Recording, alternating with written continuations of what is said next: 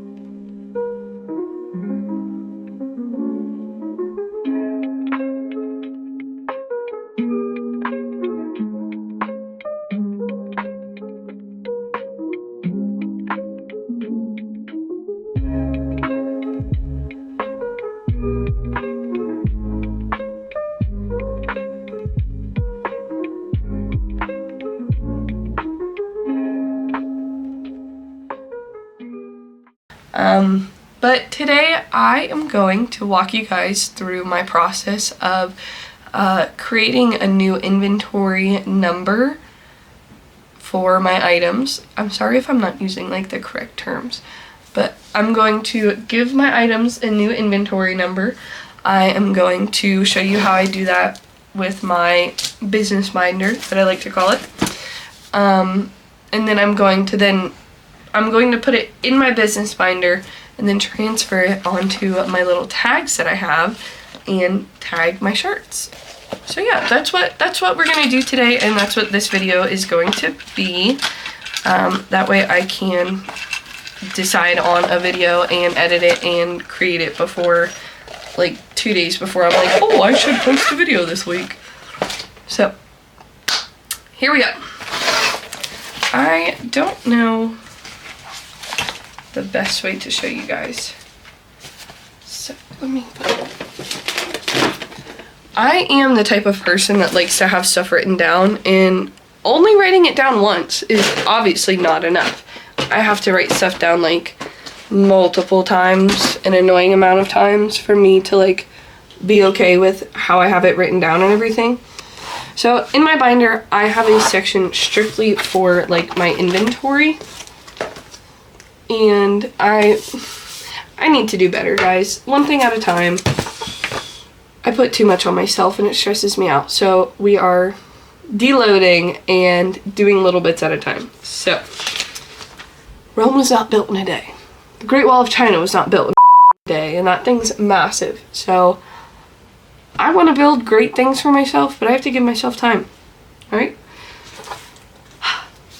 So in here I have my inventory system, and so I just handwrite it. I have, like I just said, I like to write things down a lot. So of course I have it handwritten, and then I also have it written digitally in a Google Sheet, but I don't use that quite as much. I like it for when I am on the go and I can't necessarily access this to see what I sold, but I also don't carry this around with me. So ramble. So I left off at 148.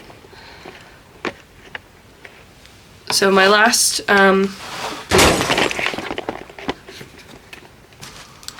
like inventory entry was at 148, and so I am just going to look at my rack and then just write down what I have on my rack, going in order, like, you know.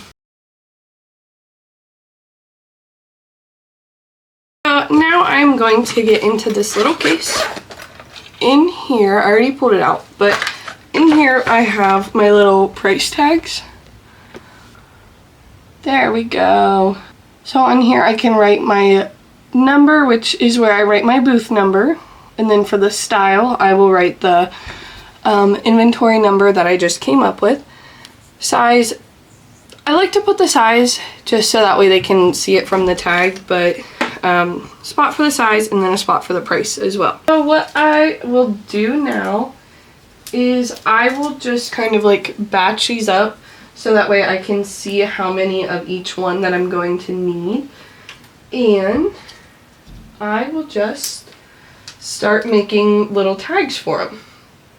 And so first what I'll do is I will just go through and on all of them I will just do my booth number, the style, and then my price, and then when I go to tag them I will write the size. Maybe not. I might change it because I change my mind often. I don't want to use this pen because it has a nice finish, like a gel finish to it, and these are really weird and smear very easily. Honestly, sometimes the best thing is just like a random plain pen.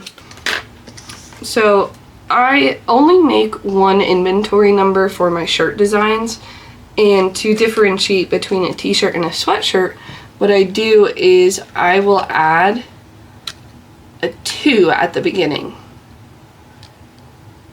So you see, if it'll focus, how this one has $21.49 and this one's just $149. When I see a 2 in front of that, I know that, hey, I sold a sweatshirt. So that is something that I have done that has been helpful and really does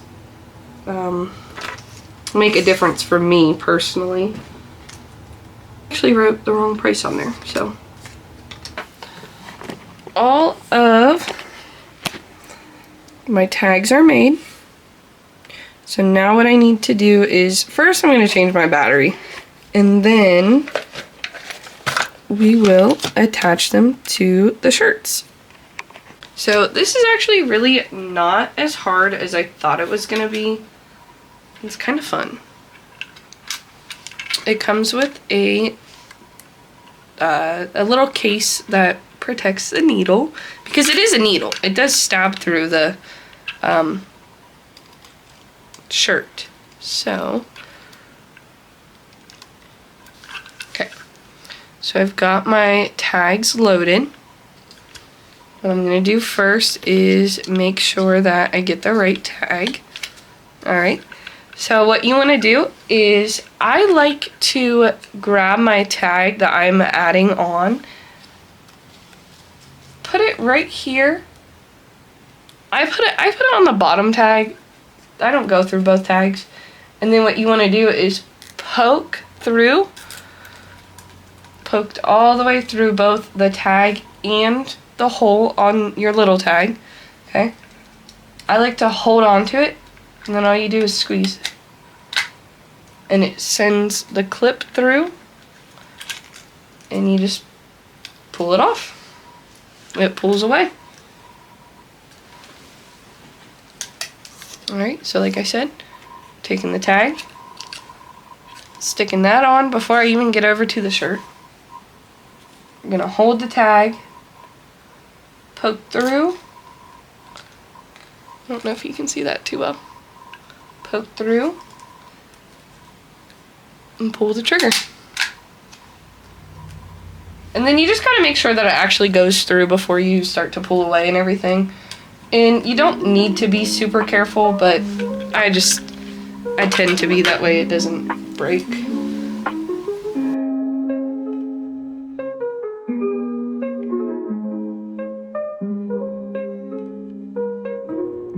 You guys, I was about ready to start losing my mind right here because I thought I had a whole bunch of shirts left that I didn't make tags for, and I realized that I was just putting the shirts behind the other shirts as I was tagging them.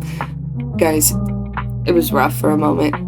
I also thought I was gonna lose my mind again right here because these hangers. Oh my gosh, I love velvet hangers, but they are just a pain in the butt to put a shirt on. I did want to share real quickly how to get this out. So I am done with my tagging gun, and I obviously don't need to keep these in here. So what you do is you just push this little button at the bottom. Like that little button. You push that, then you can pull it out. And I don't know, you could probably clip this or like break it off, but I'm not that worried about it. It slides right back in just as fine. So yeah, just gotta click the button, pull it out, and then don't forget to put your lid back on. There's even like a little hole for the lid to like lock in place. And there we go. Again, such a great little product. My mother is the best, and she has gotten me a lot of the supplies for my business, quite honestly. And without her, I would not be doing a lot of this stuff. Or I would be doing it with not as cool tools. I would still be doing clothespins and writing them. So shout out, Mom. I love you so much. Your support always means the world to me. Whether that's verbal support, moral support, emotional, or with cool stuff like this. So I love you, Mom. I also want to show you what I keep in here. So I do keep a pen and a permanent marker in here. These are the needle replacements. If I ever need to replace them, I would have to I'd probably have to Google it or get on YouTube or something. I could probably figure it out, but I also don't want to break anything. And then it came with all of these tag hangers. I forget how many it said, but we have quite a bit. So I won't be running out of these for a while. However, when I do run out of these, I am going to try to make my own. I don't know how yet. I have a bunch of cardstock, so I might just use cardstock, but yeah, that's the gist. That's the vibe. That's the what is happening. And I love that it's in its own cute little case.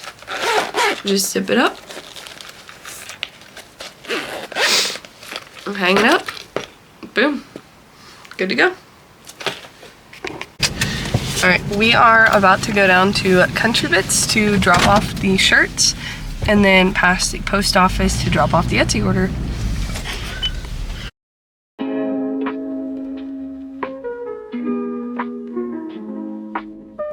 Alright, you guys, here is an updated look at my booth, and RJ actually does a really great job at showing you he shows you everything. I don't know why I said most, but he does a really good job at walking you through my booth.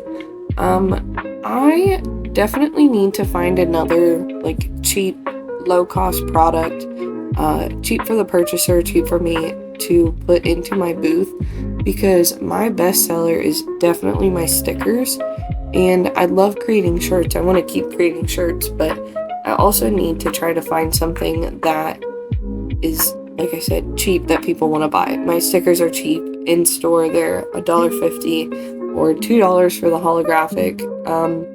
Bookmarks, they're hit or miss. It really just depends on like the people and the season and everything. If anyone else has any kind of like vendor booth like this and has a specific item that they find a lot of success with, or if they have items that they're like, oh my gosh, you have got to stay away from this, save yourself the headache. Leave me any tips, tricks, hints, whatever you have. Good, bad, ugly, leave it all in the comments. Definitely looking to expand, but I also need to do some market research to figure out how to expand and what are good moves versus not so great moves. What have other people tried that may not work for me, you know?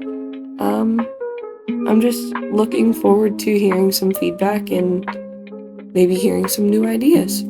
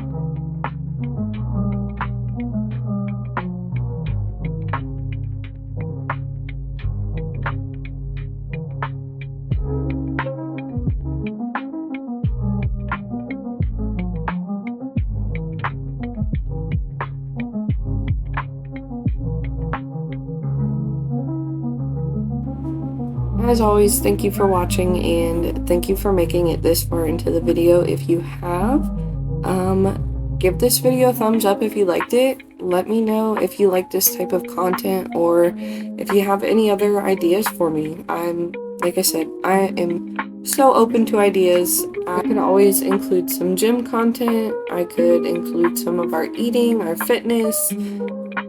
This doesn't just have to be Carly getting crafty. It could be Carly living life, you know? See ya in the next one. Bye.